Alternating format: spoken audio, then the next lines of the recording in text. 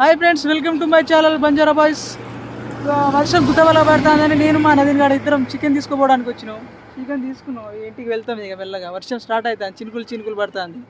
ఏమంటావు నదీను? అంతే అన్నా నమస్తే అన్న. మా మహేష్ అన్న నాకు చికెన్ కొట్టేది ఆయన.